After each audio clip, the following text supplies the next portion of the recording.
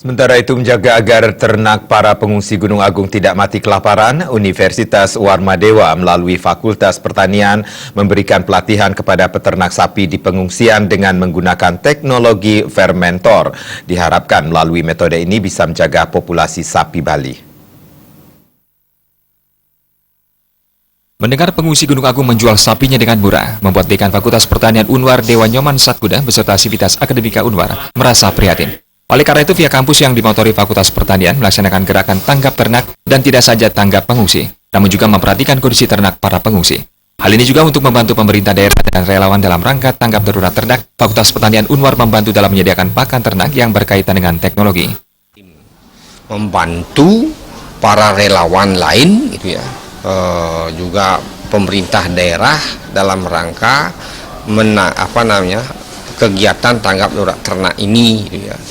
Nah, khusus Fakultas Pertanian Warmadewa dalam kegiatan tanggap darurat ternak ini adalah membantu dalam menyediakan pakan ternak yang berkaitan dengan teknologinya, gitu ya. Kami sudah lakukan itu di Desa Les, ya, berkoordinasi dengan Dinas Peternakan Provinsi Bali. Tentu tim ini juga bekerja sama dengan Dinas Peternakan Provinsi Bali dan relawan-relawan lain, ya.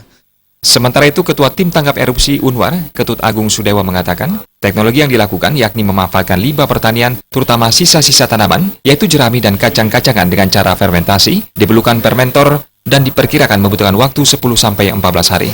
Rencana kita adalah untuk menyediakan pakannya. Nah, jadi selama pengungsian mungkin pakan itu menjadi suatu kendala, apakah hijauan dan lain sebagainya itu tidak bisa tersedia di lokasi-lokasi penampungan.